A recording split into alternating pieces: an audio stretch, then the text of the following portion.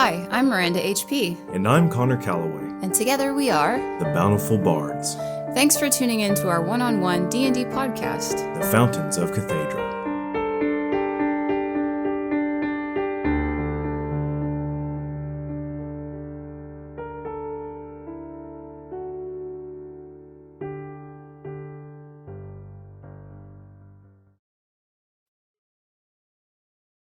You know, it's always nice you have that ticking clock in here whenever we get started with this thing.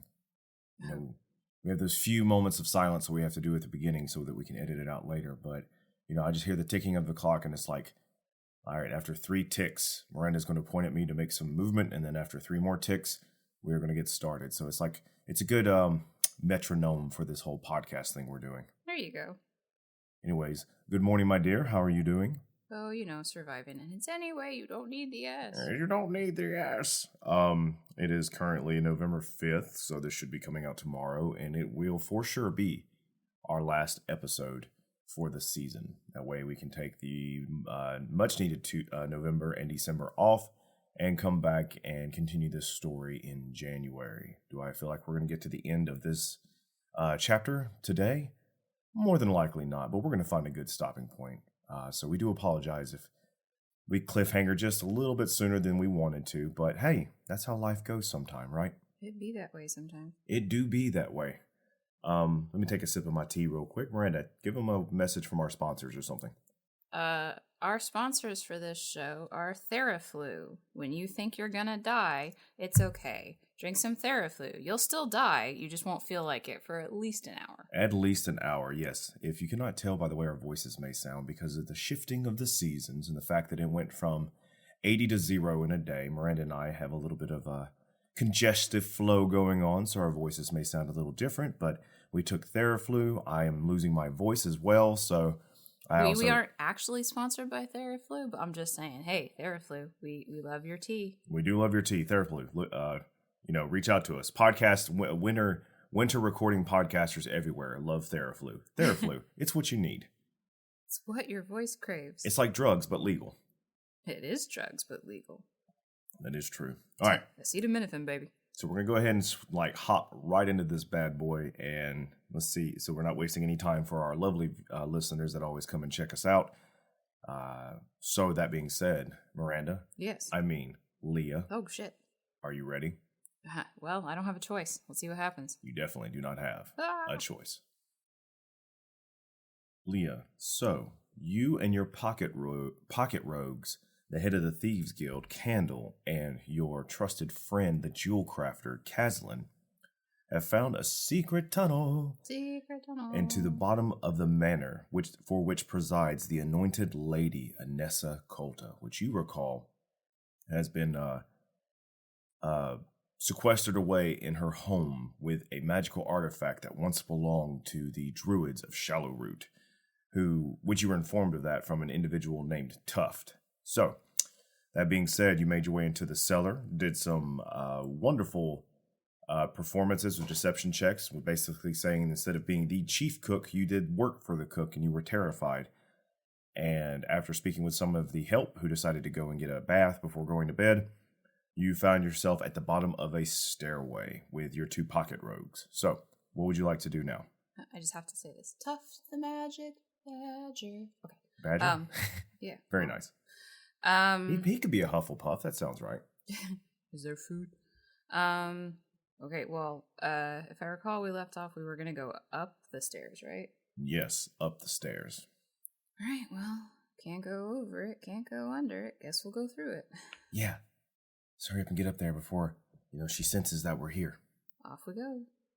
Candle goes, "We shall go quietly," as she rolls a stealth check, and Caslin will do so as well. I thought we did this last time, and I did really well. But well, you're going to have to do it again. It's alright, it was still decent. What do I add to my stealth? So a 21. Very nice. I rode very bad for both the rogues, so that will probably even it out. Altogether, you were averaged about, 21 plus this, carry the 4, add the apple, subtract half the apple, put peanut butter on it, eat the peanut butter apple. Give some to the dog. Give some to the dog. Let the dog have the spoon at least. Put some on her nose. Watch.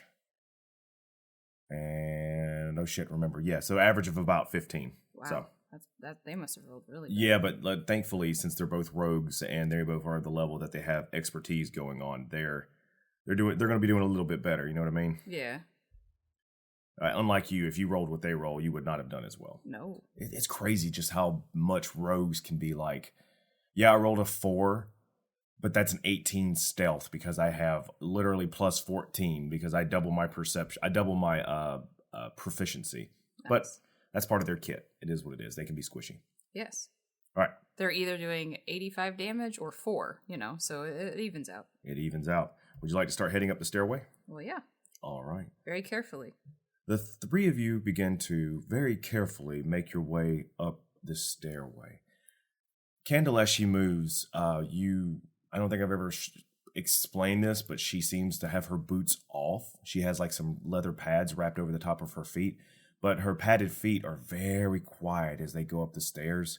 Does she have little bunny feet? They're not little, like but yes, little, No, well, she's the missing her feet. She's missing her left one, and it's actually a peg leg because of some, enemy of her past that cut it off for luck. But we'll get to that later.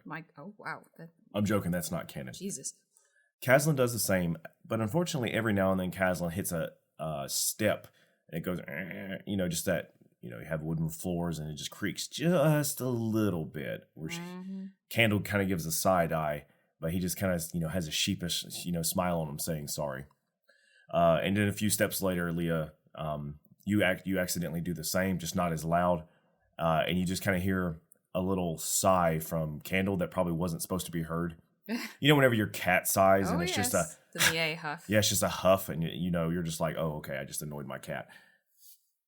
So as you begin to climb the servant stairway, and you can tell it's a servant stairway because the rails are not ornate, the steps are not polished to perfection without any traffic flow on them. You can definitely see where there's some wearing in the wood from where people have going up and down constantly.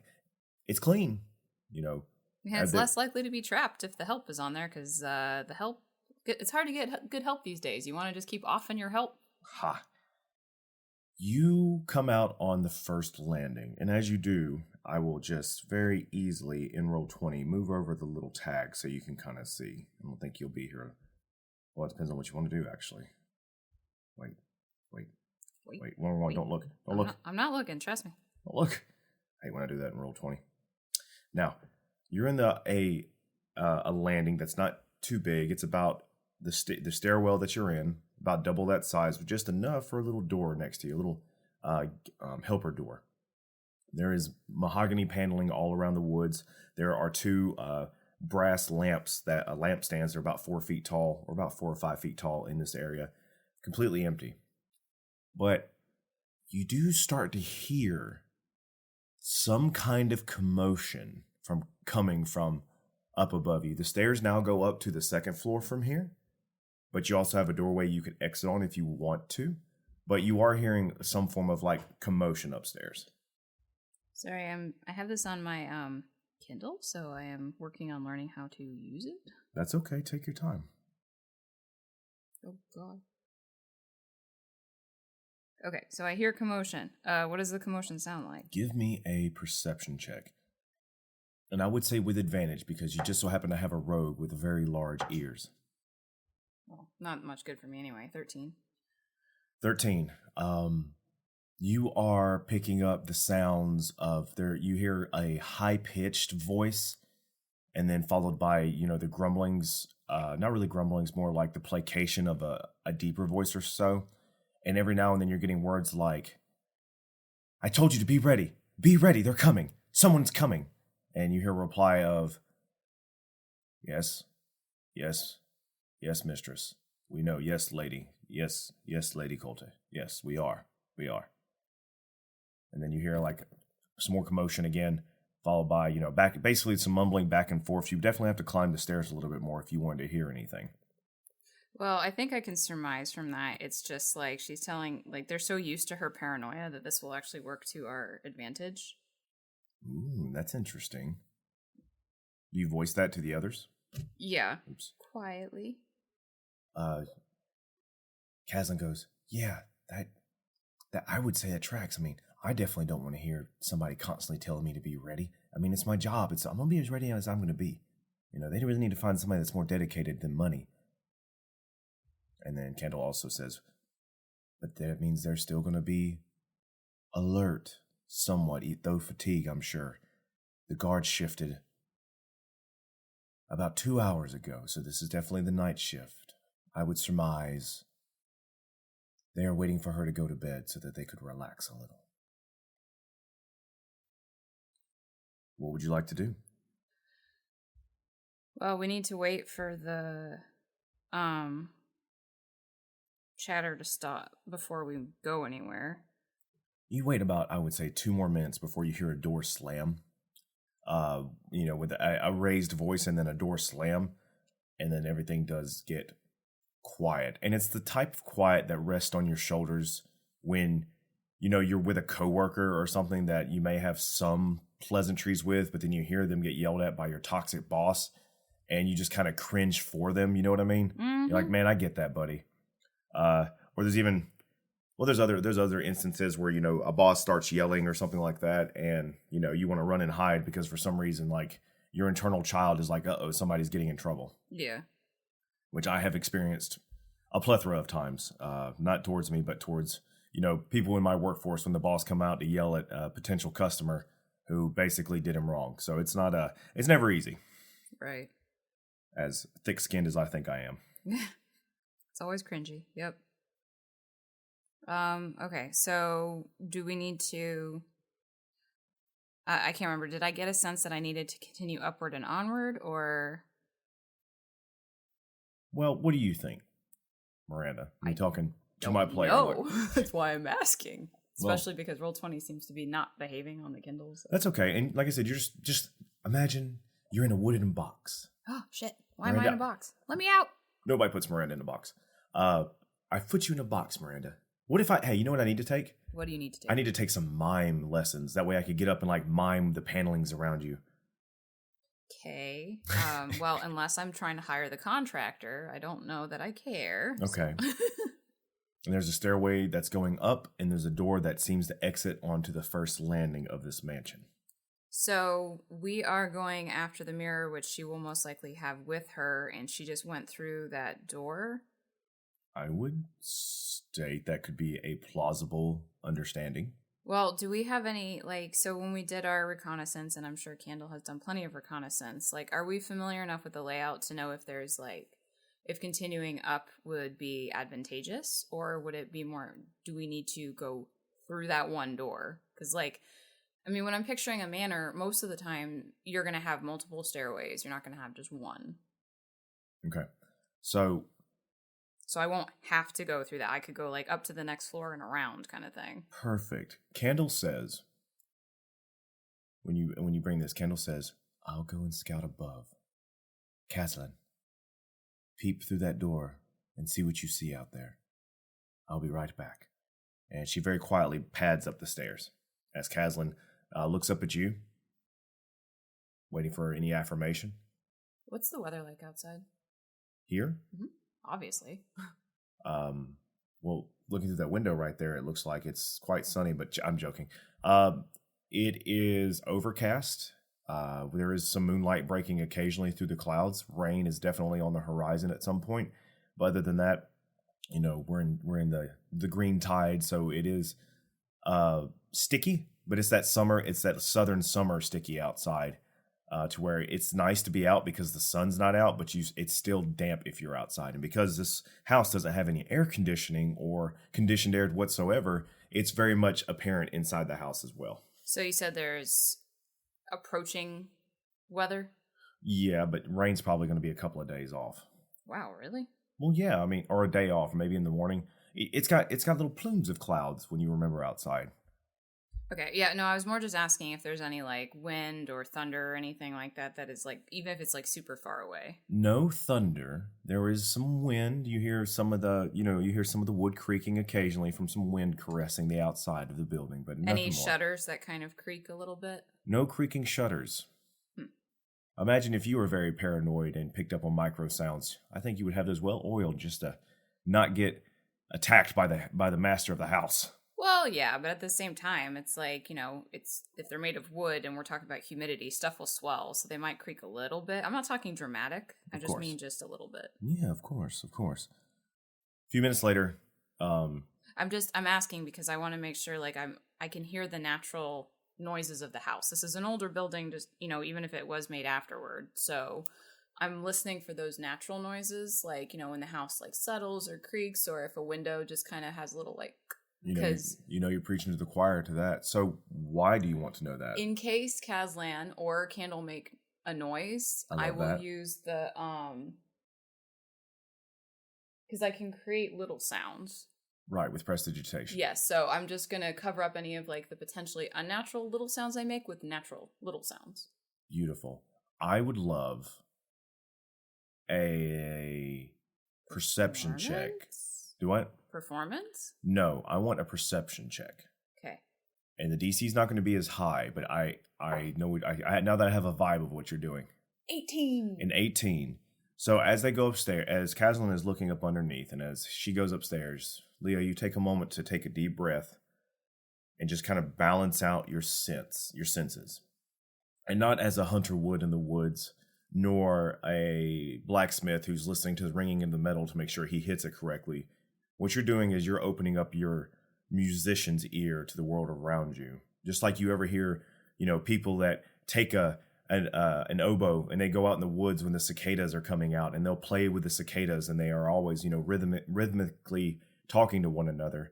Or somebody playing a violin around bees, you're opening your senses up to the musical tones of the world so that you can just take in its melody. Does that make sense? The flight of the bumblebees.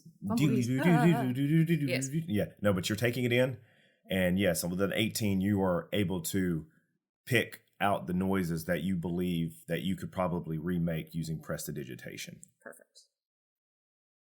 I like that. That was good. Thank you. You impressed me a lot. Aw. Yeah, I don't want to do it all the time, but it's just like, just in case. It's kind of like, when you're around a bunch of people and like people will like, they'll sniff, they'll like cough a little bit or whatever. They're all incredibly natural noises to the point where you literally tune them out because you're used to them. And you turn that off, that part of you off so you can hear it, right? Correct. Oh, goodness. I live in that hell because I can never turn off any auditory senses. And I hear everything all the time for the most part. If I tune anything out, I tune everything out. Yep. And that's what a lot of people have always, like my wife figured out, that if she is facing away from me or if there's a lot of background noise going on and she tries to say something to me, I will not hear her. So that's why I've always told people, make sure I'm looking at you or I have my head turned towards you. Inattentive ADHD, baby. My ear turned towards you, excuse me. All right. Candle comes back. Caslin gets up. Caslin goes, there's a spiral staircase at the end of this big hall on the other side of the door. Down here I see 2 guards down by the front door, though, that we saw from outside. It seems like there's 2 guards inside. And Candle goes, very astute. Yes, I saw the top of the stairway. I saw this top of the spiral staircase on the next floor, and it ends there. That is definitely the private quarters of the anointed lady. She has 2 guards up there with her. They are standing nonchalantly in the hallway. So we will have to figure out a way to take them out, should we want to get to the anointed lady. Okay. So it would make sense for us to continue up to the next landing then. Correct. And to plot our next move. When does the next shift change happen? Not till the morning. Really? Wow, they keep them all night? They have shifts of 3. So if you saw 2, where's the 3rd? The 3rd? I'm sorry, I do not understand. You said shifts of 3. There are 3 shifts of guards. Oh. So the guard shift is every. So it's 2 8 people hours? every. Wow, that's a long time to make people stand guard. Dang. Well, yeah, but see, that's what a lot of people don't understand. Even on military bases, I mean, you stand guard for so long because they're understaffed or that's just the way they are. And Miranda, with your military background, you've seen this before, finding guards asleep.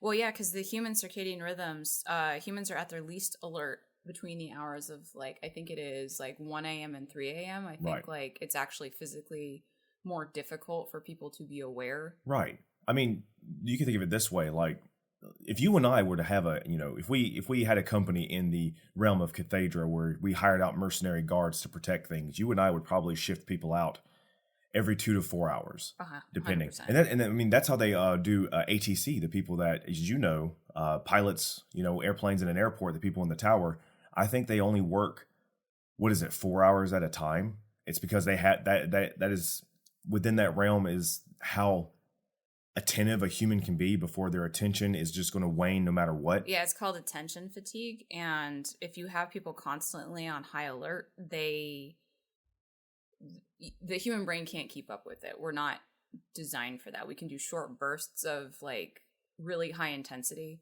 And you can just see that in just how humans react to things like, pandemics, things like that too.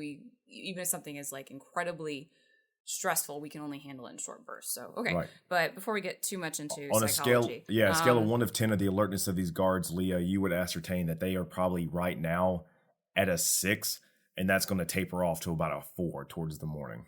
Okay. So, and we don't know anything about the Anointed Lady's patterns at all, right? We don't know anything about, like, does she like to have a nightcap? Does she need her bedpan changed out? I don't know if they have, like, piss pots here. That's a good question. I don't know how you would be able to ascertain that unless you went downstairs and, like, talked to the help again if you wanted to, at a chance of raising suspicion. Yeah, I don't want to raise suspicion. Suspicion. What a weird word. Don't be suspicious. Don't be suspicious. Now I'm visualizing all three of you like doing that as you're going up the stairs. Well, we're not doing that because that would be hilarious but bad. And this is not a hijinks thing. So, I guess, like, I don't know, Candle, do you have any clever ideas? I can kill them. Oh, well, all right. Or at least knock them out. I can do so especially if they are distracted. You, downstairs, you did something with... You did something where you blended in with the help downstairs. Were you able... Perhaps maybe you can do so again and put on that facade and maybe go upstairs and do some cleaning. Okay. That would be my suggestion, and then hopefully Caslin and I can take out the guards. All right, so I will make my cloak look, well, I can make it look like anything I want, right? You can. Like, it's changed lengths before, hasn't it? It has changed. I would say you could tuck it up. It has mechanics to where you could make it change lengths by tucking up some fabric and it'll look seamless. So I will have it. I remember last game, you asked me, like, I want to get a good idea of what kind of clothes the help wear. Yes. So you do have that in your repertoire as well. I'm going to go scullery maid. Okay. So cloak is going to look like dingy apron. Dingy apron. Do you, like, actually take it off and, like, wrap it around your midsection? Yep. Okay, so you do that. Midsection and also, like, well, because, neck and midsection. Because it's, like, I'm thinking, like, the pseudo-Victorian era, where they had, like, the bibbed kind of aprons because it was their job to go and, like, clean the shit. Okay. Okay, Caslin goes, all right, hey, I'll be right back.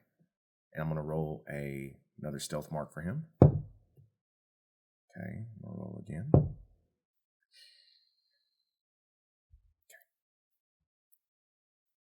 A few moments later, Caslin comes up, and he hands over to you a white apron that's somewhat dirty. He goes, here, put this on. You're wearing it as a skirt, and I put this on over the top. Okay, I do so. Okay. And you said I can't use prestidigitation to make it dirty? I can only make it clean? You can only make it clean, yes. You cannot reverse prestidigitation. I mean, I'll get some charcoal out of the bag, like, soot kind of thing, and smudge it. Out of your bag of holding? Yeah. Okay. And when you put your cloak on, like as a skirt and change the color, it goes over the top of your bag of holding satchel, which is like kind of on your right hip. Yeah. Or your left hip. Whatever. It's a hip. Yeah. On one of the hips. It's hipped. Yeah. You can even put it like back on your family to make Leah look like she got a bigger butt. Nah. She's scullery maid. They're skinny. They never get fed enough. You get a little bit dirtier, and then Candle pulls out a handkerchief, like a dirty whitish handkerchief from her bag, and then she kind of like folds it over for you to put on like as a headband of some sort. Like a handkerchief kind of thing. She goes, "There you go. Cinderella, Cinderella." So this is what I would suggest. You leave this door and head upstairs through the main stairway, and we'll go up through here. Find a way to distract the guards, and we can take care of the rest. Just make sure they're not looking at the door." Okay. I need... Do I have, like, a boot brush or... No boot brush. Anything... Well, I can conjure an illusion of one. Ooh, you could do that with prestidigitation. Yes, and I think it says if I do it a certain amount of times, it remains for a while. No, I think you and I discussed it, and I decided if you're going to prestidigitate a small, hand-sized, mundane object, it remains until you do not need it anymore. But you cannot cast prestidigitation again, or it will vanish. Does that make sense? Yes. Okay. So it's like you have to concentrate on it. I'm not going to... It doesn't have the concentration feature, but, it's just like I prestidigitate a piece of chalk as a professor as I'm teaching a magic class, If it's just there for 6 seconds, what's the use of it? Yeah. Yeah. So, but you're not, these mundane, you're not conjuring a dagger. If you say, all right, Connor, I'm going to conjure a dagger and then stab him with it. At that point, I'm going to be like, no. You know what I mean? Yeah. You create a non-magical trinket or illusory image that can fit in your hand and last until the end of your next turn.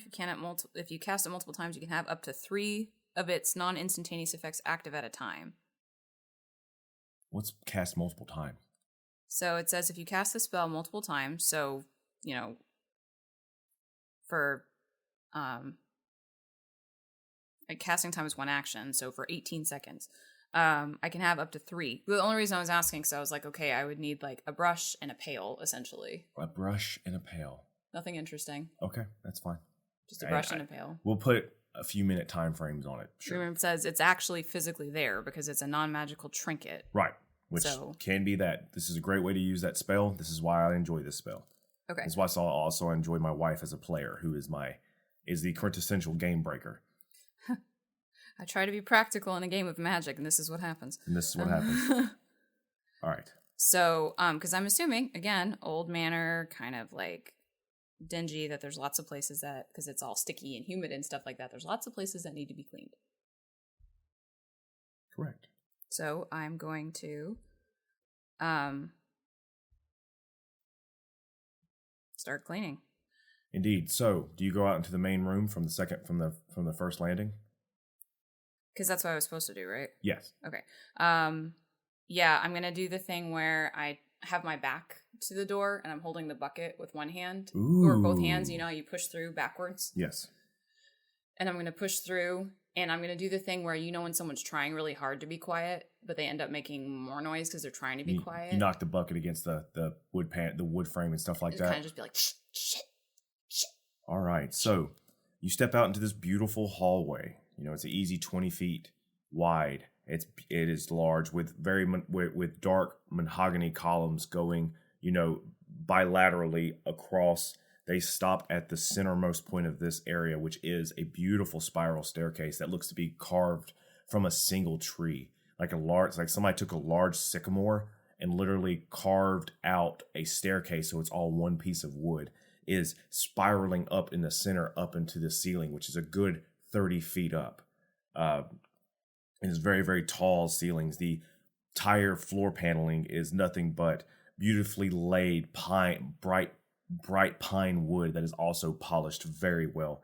As you come out and you make that noise, as you do so, you instinctually pick up on 2 individuals at the far end of the hall that both kind of tighten up as you come out, and they're kind of looking around at who made the noise. Now, because you put so much effort into it, I want you to roll me a deception check with advantage. I can use this gold one. Okay, deception is plus a lot, I think. Plus a lot is always good. Deception is plus 7, so 18 plus 7. Okay. It's 25. Yep. With a 25, as soon as you turn, your eyes just sweep across the chest level of the guards in the distant way, and they both kind of see you, and you see both of their bodies relax from being tightened up. And I'm gonna sniff and smear more like smudge across my face. Yeah, they definitely just kind of relax and go back to the monotony of their job. And lug the pail over, which isn't heavy, but I'm doing everything I can to make it look heavy. Right, your deception check will help you with that as you get to the stairway. Well, yeah, I'm cleaning. Okay. You got to clean between the banisters. You know how dusty and nasty those things get? Very much, yes. And if this place is clean, somebody has to spend hours doing that. And they're not doing it during the day. They have to do it at night. You're absolutely right. And I'm going to just be like muttering very quietly beneath my breath about like stupid banisters, a stupid thing, and then I'll get that splinters this time. No problem in the slightest. And I'm occasionally going to like stop every so often and be like, ow, my back. I got you. You spend the good part of, what would you say, Miranda, 30 minutes to basically clean each of the railings and stuff as you're making your way up? Yeah, like, I mean, imagine after a while you get pretty good at it, so it's just sort of like it's a little more at the bottom because you're kind of getting your rhythm in and then so on and so forth, but it's also like the guards get more and more relaxed because they start to dismiss your presence because you become part of the background. Which, again, human tendency. They don't mean to. Absolutely. Like I said, I am a fan of that. You begin to make your way up the banister after about 30 to 35 minutes, and occasionally you have to quietly recast prestidigitation to make sure your objects are remaining. It lasts an hour. Oh, my apologies. That's what I was really excited about. I was like, it lasts an hour. So it did say it lasts an hour? Yeah. Prestidigitation just by itself lasts for an hour. Up to an hour if you want it to. I apologize. And that's what it says verbatim. I believe you. Yep. You make your way up, and as you do, your eyes start to cusp the level of the second floor. As you're still looking down, you're not looking for anybody, but you're looking down, traditional, scullery made fashion, and you immediately see the boots of two guards that seem to be standing pseudo at attention there as you start to come up. I will wipe sweat out of my eyes and smear more dirt across my forehead. Huh? Nah. And I kind of glance up, see them, and ignore them. I don't acknowledge them at all. I'm just doing my job. That's all right. They're going to acknowledge you. One of them's going to come over and go, "What are you doing?" What's it look like I'm doing? Keep it down. We just got the one lady. who talked to me. You think I wanted to come up here? I drew the short straw. You want to do this? No, I don't want you to wake her up either. Well, it sounds like you're the one who came over and started messing with me. I'm just warning you. We just put her to bed. Don't get her in a ruckus. Oh, I'm not going to. No, I know my manners. I know my place. We all know our place here. Stupid banisters. Go back to scrubbing. Give me another deception check, because this is a new set of guards. Do I get advantage on this one? Yes. Okay. I'm gonna have to reroll that one because it jumped up and sat on my dice. I'm not sure if it was like a cheerleader move. I don't know how you did that. I don't know how I did that either. What did it roll when you did do that? It sat with a point up. That's strange. Yeah. Okay. It was yeah. So 17 plus 7. 17 plus 7, yeah. You definitely have deceived them both, and they've continued to go back to leaning against their post, which is just the corner of each of this new hallway that you're in. Now you're in the second floor. The ceilings are not as grandiose high. They're about 10 to 12 feet high here. And you're in a T-shaped hallway you immediately look northward and you see the guest door. And the only reason you know it's there is because you know the stairway is on the other side with your sense of direction, because you look over and you see the outline of the door, but there's no handle or anything. It's flush and looks the exact same as the rest of the wall. So definitely, so it doesn't stand out as much. Mm-hmm. And then the two guards are standing not by this grand double door that you can pretty much ascertain if there's somebody important, they're probably behind there. They're on the opposite side, kind of at the T-pose, at the corners of the two T's. Mm-hmm. Can you see the map? You said you couldn't, right? No, it kept doing weird stuff. I'll give you an idea right here. So that's you, mm-hmm. and then you have the two guards right there, and then there's the guest. And where the stairs, that candle, and what? They're up here. They're up there. Okay. Yeah. So I want the attention on me. Okay, then. How do you keep the attention on you? I'm I'm going to... Okay, so I finished the stairs, so I guess, like, are there, like, paintings and stuff on the wall as well? There are paintings all along the walls of, you know... And I'm sure they have different, very heavy, elaborate frames. Oh, yeah, and little brass things under each one. So you have Anointed Lord, Fester McGowl, and it has, like, the year after the shrieking. And then, you know, it is a portrait of each of the anointed lords or ladies who were appointed over this manor per the church. So as you look around, you finally, you know, just because I knew Leah would look, you see the last portrait, which is nestled at the far end of the hall, right in the middle, draped on either side by some beautiful curtain tapestry. You know, crimson is a very hot, just a twig of a woman. She is very, very sleek. You know, her form is very much trunk-like, twig-like. Her neck is extremely high, where she's also wearing an extremely high dress. You know, that it literally you would be uncomfortable by this, Miranda. And I know you like that kind of collar where it comes up high, but hers is like it comes to the bottom of her jawline. Like that's how tight it is. Her hair is painted in such a bun. You would almost imagine she was bald if not for the different colorations of the paint, which is, you know, a solid raven black. Her eyes are very gaunt looking, beautiful piercing blue eyes though. You definitely noticed that, but the artist is very good at his job. So you definitely can see the... I instantaneously clean or soil an object. Oh, you can soil an object? Uh-huh. I did not know that. Okay, cool. Good. All right. So, I'm going to go up to one of the portraits and start cleaning like I normally would. Okay. And I'm sure because the guards are watching because they have nothing else to do. Are you on the hallway where the guest door is or the opposite? No, the opposite. Because I'm trying to keep them further away from my friends. And I'm really hoping that my friends are paying attention. Yes. Because then what I'm going to do is, because it says, you know, that I can have these objects and I would have to dismiss them as an action. So they're still there. Right. So I only have 2. So right. I have one more thing I can do. Okay. I'm going to go, oh, locks. And just like, as if I'm trying, like, you know, a gasp of surprise that I'm trying to keep suppressed. And I'm going to look up and I'm going to say, a face is missing. What? Keep it down. What are you talking about? A face is missing. And I'm going to point to the portrait, and I will have used prestidigitation to put a white, or like the exact same color as like the skin tone, make it like the face is gone. Because I've been touching the portrait and it's a smudge. It's just the same color. So you instantaneously soil an object, yes. no larger than 1 cube of food, and you yes. just kind of smudge it with like some conjured dirt or something like that? Yeah, that's the same color, so it looks like her face is missing. Perfect. Oh, in the same color. Yeah, Miranda is like literally, this is the bubble that you're allowed to play in. Please quit stretching the bubble.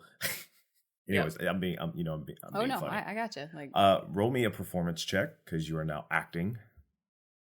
I should have made you do a sleight of hand for the prestidigitation, but that's why I said locks.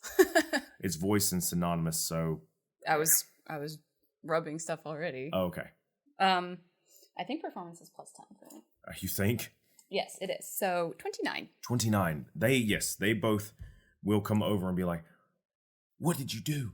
Oh, I didn't do nothing. Clean you think it it's up. an omen? Look, it just looked like that. Yeah, I don't care about omens. Omen. Clean it. If she sees that her face is smudged, we're all getting fired. It's missing. It ain't smudged. I'm really hoping my friends are paying attention here. This is pretty obvious. I know it's pretty obvious. And they both get sneak attack because it's pretty obvious. And they both hit. Because these are just generic guards whose ACs is... The AC is 16, and I almost rolled beneath a 16 for Caslin, but I didn't. Let me get it together. Right in the hamstring. They're going to do... Looks like non-lethal damage. Okay, that's good. And since we're in the thick of it, I'm going to cover up any noises with the natural house noises. You turn around and you immediately see just a shadow, as if when you're making a noise, Leah, your perception gained that the candles that were in the hallway were being snuffed, And as if the shadow is creeping along, all of a sudden you just see a figure just a little bit taller than you, just a hand go up with something black, and then whoosh, you hear a thud, and the guard that's, furthest from you immediately collapses to the floor. The other individual immediately gets a pain, and he gets a pain of anguish as he hears, as something hits him from the side, but he does not go down. What do you do? Does not go down. Yeah, he doesn't go down. You have seconds. Caslin didn't get enough sneak attack damage. Dissonant whispers. It's only one creature can hear it. And would he have disadvantage on this? He would have disadvantage because he does not know it's coming. So wisdom saving throw. Okay. And I'm going to have rotated around him because I'm going to kind of try to be shoving him. You better be lucky he had disadvantage because I rolled a 20 and a 5. Great. He takes 3d6 psychic damage. Jesus Christ. Go ahead and roll your 3d6 psychic damage. 3, 4, 5, 6, 7, 8, 9, 10, 11. How do you cast this psychic damage? I'm going to go, shh. You get close to his ear and do that? Yeah, like the hushing. Okay. As you do that, and as soon as you hold up your fingers to your mouth and you go shh right up next to his ear, and you can see just the lacings of magic along your finger as your breath coalesces around it, and just it amplifies with your magic. It goes, he hears it, and you immediately hear him go, well, he turns around to look at you, and there's blood coming out of his nose, and his eyes roll in the back of his head, and he collapses. Dead. Well, I said whatever. Well, you did say non-lethal, but it's kind of hard to be non-lethal with magic. Here, roll me an Arcana check. Well, We'll see if you killed him or not. Okay, let's see if I just put him in a coma, I guess. And the reason why is because he has 11 hit points, and Caslin already did. Wait, you rolled 11 total? Yes. So you rolled 11 total. His hit points are 11, but he still had some left over from Caslin. So no, he is not dead. I was going off the mechanic of... My Arcana is +5, and I rolled a 19. Right. So you did not... And we'll also say you did not kill him, but you definitely... He's going to have to take... It's going to take some while to mentally recover from whatever the hell just happened. The migraine that you just gave him. Nosebleed. You basically just gave him a very quick seizure, and it just locked up his brain, and he does pass out. Whoopsie. In D&D, if you have 10 hit points, if you fight something that has 10 hit points and they get hit for 20, since they go past the negative of the max that they have, they're just dead. Yep. There is no saving throws. But yeah, he collapses down, and Caslin looks down at the guard and then looks up at you and goes, "Wow, holy hell! Okay. Shit." Yeah. For all intents and purposes, we are being quiet, so we don't have to mess with the recording. But so let's move their sleepy selves into the guest room, right? Because it's empty. You certainly can. Actually, there's a bathroom right next door. It looks like a very large bathroom you can slide them both into. Great. And prestidigitate and strip them. Okay, you and Caslin both do that and move them into... Cleaned up all the blood with prestidigitation. Right. As you're doing that, you look around for Candle, and Candle is currently standing over in front of the beautiful, ornate double doors. And she is just kind of very, like freakishly, her nose is basically touching the door. And you see her nose every now and then just gives a quick sniff. Okay, well, I will take the outfit of whatever guard looked like they were closest to my size. Okay. So I've got that at least. Okay, so you strip them? Yep. All right. Caslin goes, "Yeah, that ain't gonna work. It ain't gonna look good on me." Nope, wasn't the intent. Child and daddy's clothes. Let's go. Yep. Well, I've got it. I'll have it stowed away. I mean, I have it if Candle wants it, but Candle's doing weird lupine shit, so we'll see what happens next. Candle turns back and goes, "She's going to scream when I open this door." Well, I hear a dog outside. Perfect timing. Can you stop her from screaming? I imagine her bed's on the other side of the room. I don't think I can make it in one leap. I don't have... If you don't have anything, that's fine. Well, I don't have silence. Candle doesn't know. I know, I'm thinking, Connor. Okay, my apologies. While you're thinking, I'll take a moment to give you something from our sponsors.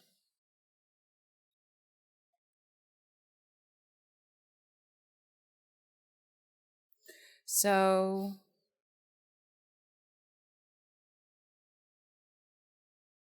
Well, what I could do... Okay, and this is going to depend on how this works. So Dissonant Whispers explicitly states, it does not say anything about me needing to see the creature. At all. It just says, you whisper a discordant melody that only one creature of your choice within range can hear. What's range? 60 feet. Okay. So I know she's on the other side. I don't have to actually see her for this. That is true. What I'm thinking is... You hear a scream from the other side of the door. Okay, well, I guess it doesn't matter what I was doing then. And then Candle looks down at you like, because she hasn't done anything. Like there is her eyes are definitely like, what is going on kind of thing. Let's go find out. Might as well. Candle's going to just go ahead and grab the door. The door does not budge because it's locked, so she quickly scrunches down as you hear the lady on the opposite side trying to like scream for guards or something. I'm going to... Okay, that's not going to work, so she's going to try and... she breaks one of her lock picks. She's like, shit. She upgraded, and then she's going to try and get out and try working on it again as feverishly as she can, and her ears are twitching with every click that you hear of her tools. What are you going to do? Well, I'm going to essentially try to mimic the guard's voice that we took out, because I heard them quite a bit. Okay. Go ahead. Are you going to do that as the door's opening? Yes. Okay. So you hear a quick click, and it opens up, and as it does, roll me a perception check so you can see how much you can ascertain. 16. Inside, you see a woman out of her right beside a bed. The bed is completely disheveled, and she has a duvet pulled up and around her, like in pearl clutching motions. And this is the anointed Lady Anessa Colta that you've seen from the painting, although she seems to be about, you would ascertain, 5 or 10 years older. You know, her face has more of a gaunt look to it, more stretched and tight, like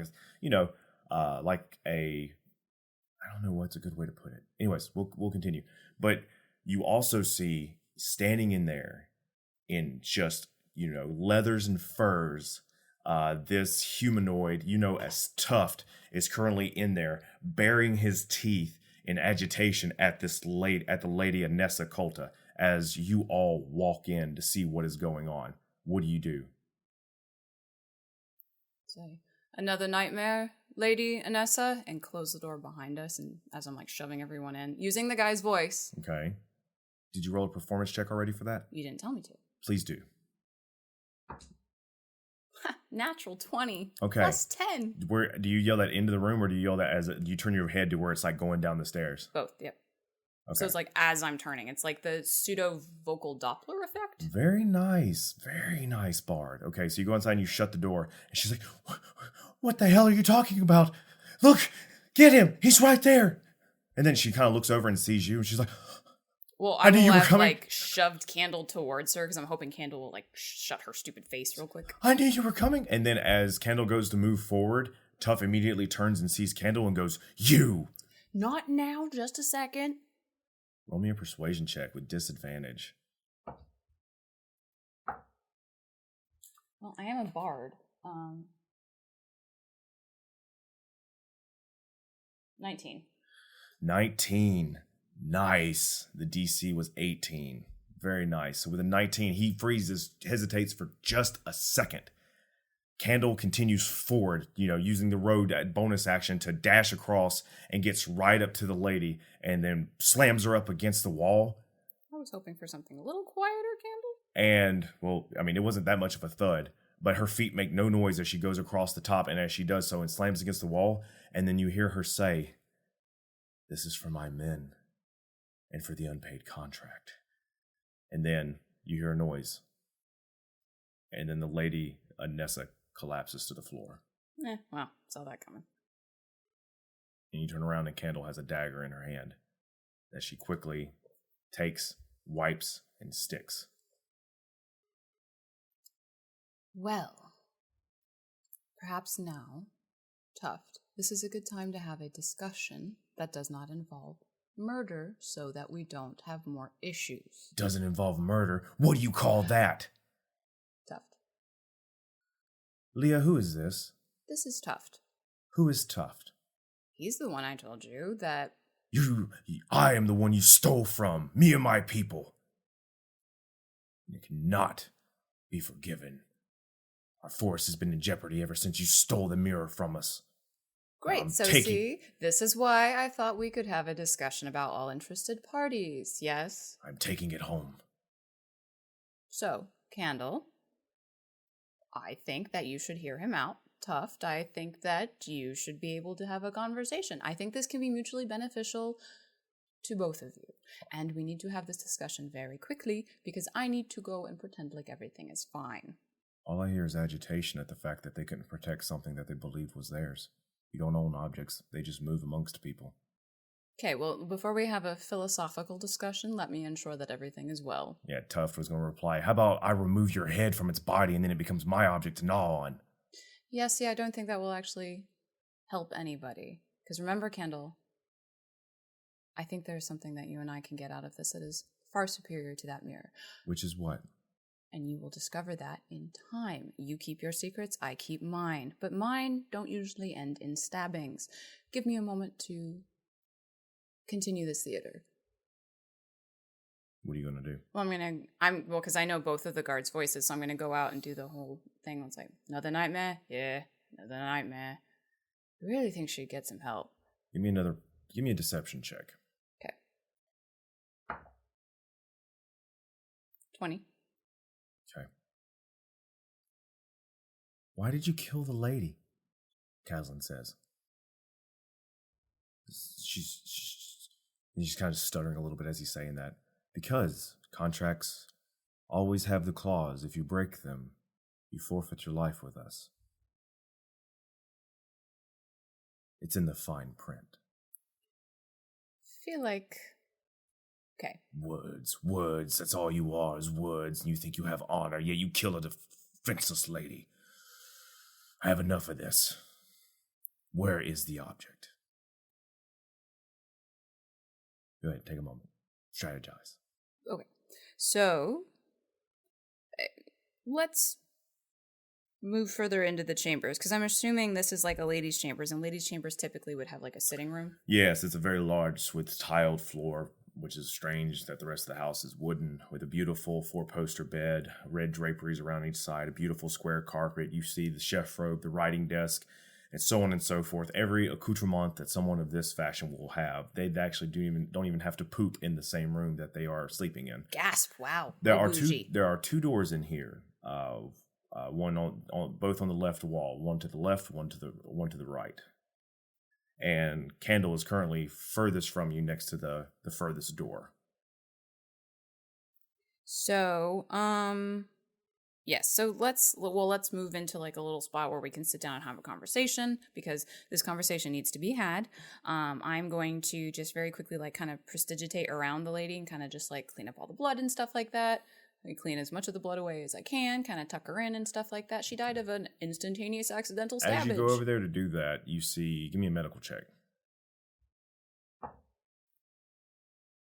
I don't know what a medical... Because you don't use it a lot. Medicine check. Well, I got a nat 1, so I don't know shit. Okay, yeah, you think she's dead. So that's fine. So if it's done, it's done. Nothing else I can do about it. I don't have anything I can do. Yeah, I understand. You're now a high-ranking official within the country has just been murdered in front of you, and you're now, a part of this. Yep, well, which is why I'm in damage control mode, because again, doesn't matter. I'm still in the guard's outfit and stuff, and I've got like the scarf pulled up and everything, just in case. But Tuft goes to move towards not Candle, but maybe the door right beside her, and she just casually steps over in front of it and says, "It is owed to me for the lives of my men that were taken." Now see, this is what I was talking about. You're all about negotiations and contracts, right, Candle?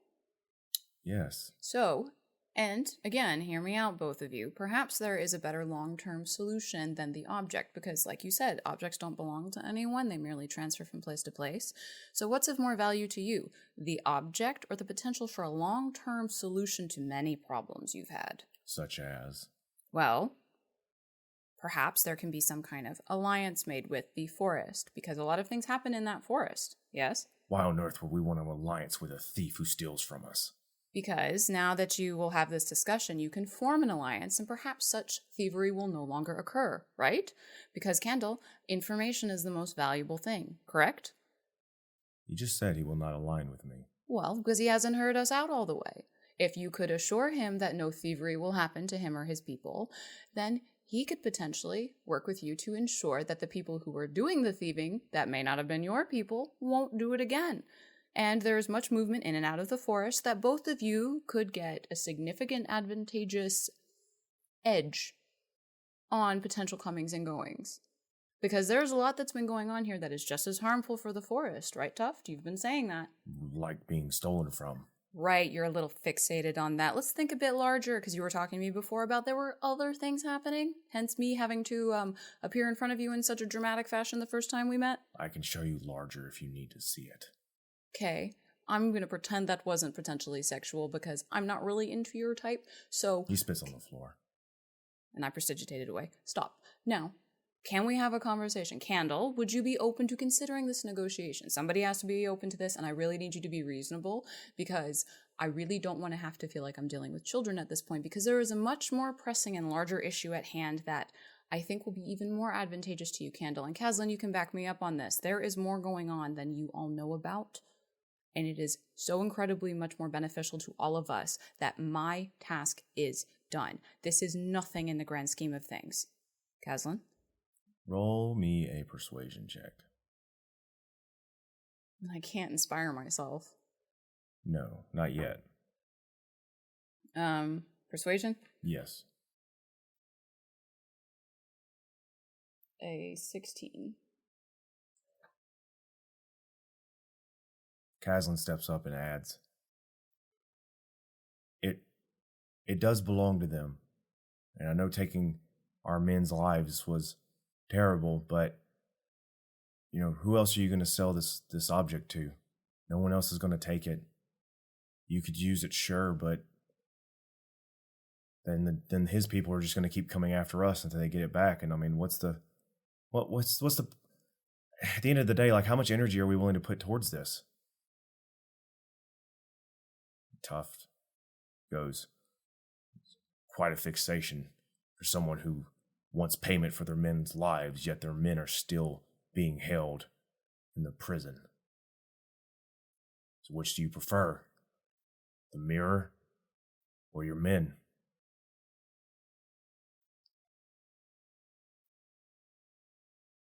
It's very quiet. I'm gonna go see if the corpse is still bleeding. No, you've already done all that. The corpse is not as... you've rolled it over to where it is no longer bleeding. And as you do, you hear a grunt coming from said corpse. Well, I know that they grunt, but I'm going to cast Healing Word just in case. You go to cast Healing Word. Yeah. As you do so, humming a soft melody, the wound begins to close, and Candle doesn't say anything. She just kind of lets you do it. And you see the eyes of Anessa Colta open. Now hold it. I will have had but my nothing. hand. But nothing happens. Like, she opens and her eyes immediately turn to look at you, but the rest of her body stays still. And I'm just gonna do the... Candle goes, she'll be like that for another 4 hours. She's paralyzed. I poisoned her. Oh, good. That at least takes care of that. I'm glad she's not dead, because now it seems like we can have a productive discussion. And now we actually have the lady who caused all these problems here with us in attendance, and she can't really argue. Good thing I still have a scarf over my face. Ask her if your men are dead. Well, if she can't answer. People can communicate in many ways. Okay. Kendall looks down at the nest and goes, Did you kill my men? Blink once for yes and twice for no. You look away from me if they're still alive. And Anessa, and I'm going to roll an intimidation check from Candle. Well, I'm still looming over her as well in like the guard's outfit with the scarf pulled up. She rolled a 10, but obviously if you're paralyzed and at the whims of someone else, the DC is not going to be that high. And she looks at Candle and then looks over at you, Leah, as a form of, yes, they are still alive. Great. Candle goes, there. Why can't that be the deal? Make Leah, tell them that could be the deal. Well, that makes sense to me. You wanted Tough, your men. you can do things. You got in here. Is he like you, Leah? Can he do things? Wait, who's talking to me right now? Caslin. Can he do things? Yeah, he's pointing at Tough when he says that. Oh, sure. Just not my things. But he does things. Yes. That's what can be done. I can't articulate it. Yes. He's like getting nervous. He's saying the men for the mirror because that you wanted your men. Yeah. You can help. Yes. Mirror for men. Yep. Go get our guys. Sounds good to me. What do you guys think? Yep. Mm-hmm. Roll me another persuasion check. This will be the final one. With advantage, with Caslin's help. He gets nervous around people. Oh, I don't blame him.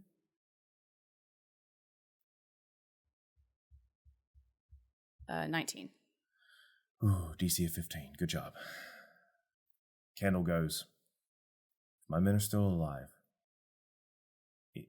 If you can help me with retrieving my men and freeing them, Tuft, I will make sure you may have the mirror, and I will make sure it is never touched again. We were unaware that your people existed. We thought it was simply in an old vault. You may have it back if it is within this room next to me. Is it? And she snaps her head down at Anessa. Anessa just very panicked, is like looking from her to you, her to you, her to you. Basically saying yes. Oh, okay. I was like... Yeah, she's breaking eye contact. Tuft goes, I can help you get to your men through the tunnels. We can potentially free them, but yes, I want the mirror. Good. Caslin goes over, okay, good. And he goes to try and open the door, like behind Candle, and Candle doesn't move, and it doesn't open, so he's going to pull out his thieves' tools and give a quick wick. Yeah, with that natural 20, he very easily, even though his voice is stuttering as he's going over there, and you see him kind of shaking a little bit, his hands are very calm as they go click, click, click, and the door opens, and a greenish glow envelops the room. You look inside, and inside this office, there is a beautiful desk with a black top to it, just very ornate. You see stacks upon stacks of scrolls, all neatly compiled and dusted, and books and journals as well. And you also see an abacus sitting there of sliding stones, and you see just very tidy, neat paperwork, just with numerous amounts of numbers and taxations and the like, all on top of that. But yes, very behind all of that on the wall, there is an oval-shaped mirror, and it is framed in an elegant vine pattern. And you're like, is that carved or no? It looks live and grown with bits of leaves strewn in as well. How big is it? It is about as big as it's more like a 1x1 or 1x1/2, and it is. As you turn to look, you can see the face of the mirror is not reflective as you would think a regular mirror is, but it's more like a pond of water that is very still. Do I have like the mask is like, and now for our next contestant? No, no, no, okay. Miranda. Sorry, I was channeling a little Shrek there. Candle goes in.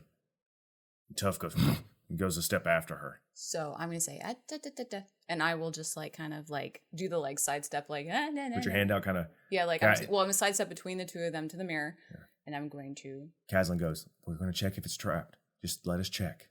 It's yours, I promise. So Candle goes over there. Okay. She runs her hands along the outside, gives a good sniff, lifts it a little bit, lets it go, lifts it again, lets it go to make sure there's no pull wires on it. She doesn't feel any tension. Slowly lifts it off. Oh yeah, the greenish glow is coming from this mirror. I figured. Takes it, walks out of the room holding it. Looks at you and looks at Caslin. I will put my hands out to take it. She ignores you. She just gives you a little quick head no and walks over to Tuft and goes, I do have honor. I need my men back. And she hands it out. If you will aid us in retrieving my men. Tuft goes, I will. I can lead you to them. He takes the mirror, kind of gives it a good little firm hold, and then he pulls from over the top of him is like a large leather satchel, and he sticks it in there and then closes it and ties it shut and throws it back over his back. I'm gonna pull Candle to the side for a sec. While they're doing that, what do you say? Is there a chance that there is like long-lasting effects with this poison? And I'm not saying that in a bad way. I'm saying like if she gets too agitated, she might get really woozy. Or he stoops down. He goes, "Hi, hello, nice to meet you. Anyways, that's a pretty ring you got there. Hold on 1 second. Let me look. Okay. No, she should be fine. In fact, it's... I was asking Candle. Oh, I thought you said Caslin. No, because like I'm trying to ask her because I thought you said you pulled Caslin aside. No, because I'm going to try.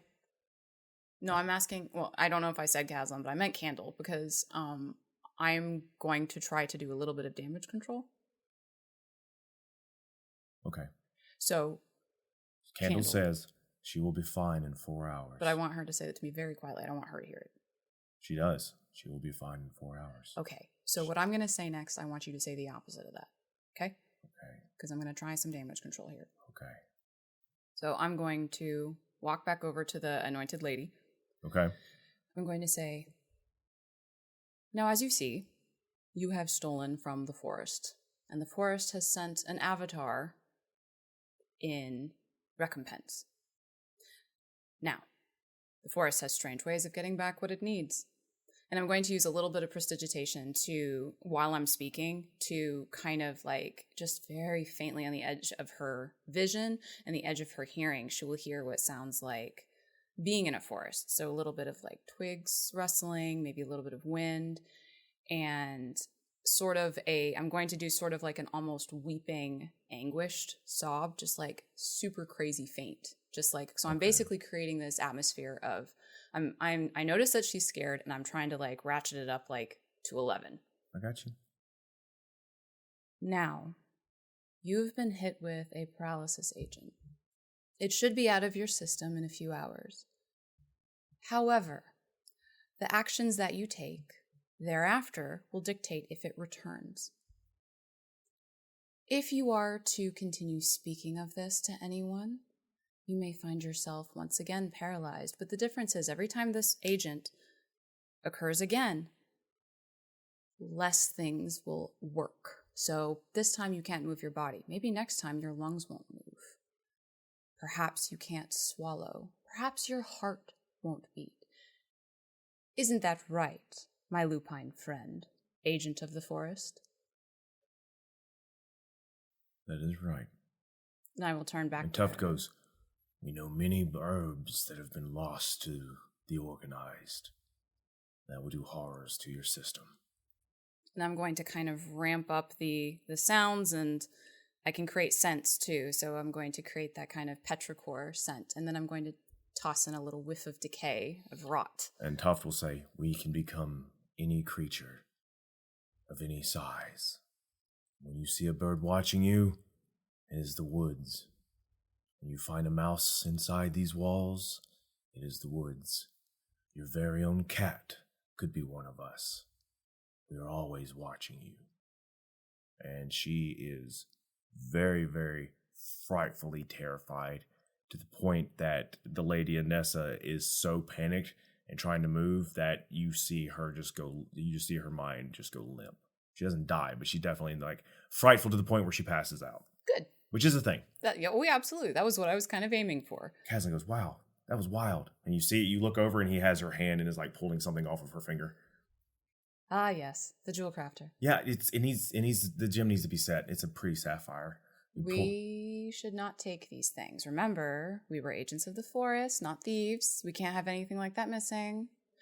Well, I already took this, and he holds up, and in his hand looks like a cylinder about as big, about a 6 inches long, octagonal cylinder that looks like has a bunch of these little rivets and grooves in it, and it's golden. He says, I have this. This has got to go.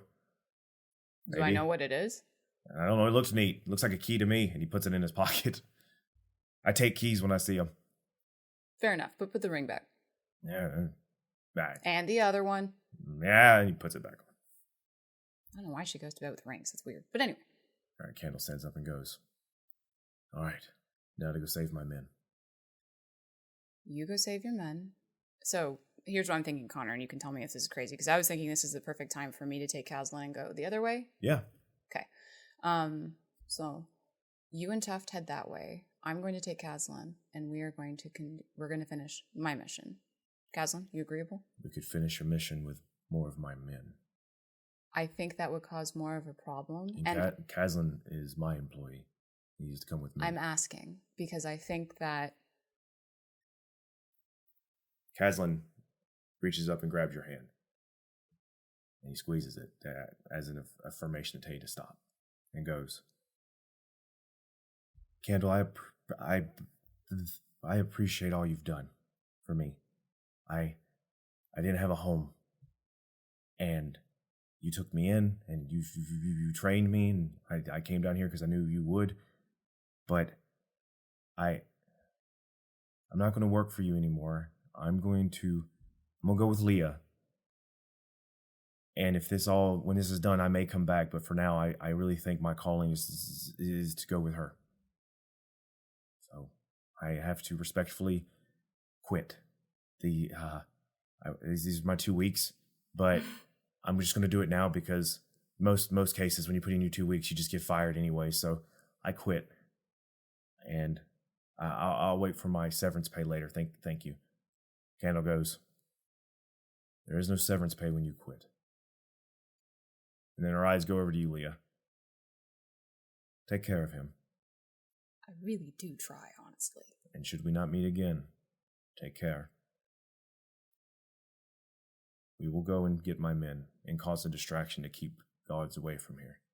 Do what you have to do. All right. She holds out her hand. I hold out mine. There you go. And when you release and after you shake, Tough comes up and picks you up and gives you a big bear hug when you actually feel 3 of your vertebrae crack from the pressure. Oh, that felt good. And puts you down. It says, I thank you for doing this. My people will always be willing to take you in should you need us. Oh, I might have to take you up on that, depending on how this goes. You simply must go into Shallow Root and whisper to the trees. I will do that. And hopefully we see our anointed lady here be a little bit, kinder. He nods to you, and then he goes over to a window that you see, and he lifts the window frame off, kind of, like a bit of the window frame comes away, and he sets it to the side and kind of shrugs and goes, I broke it by accident.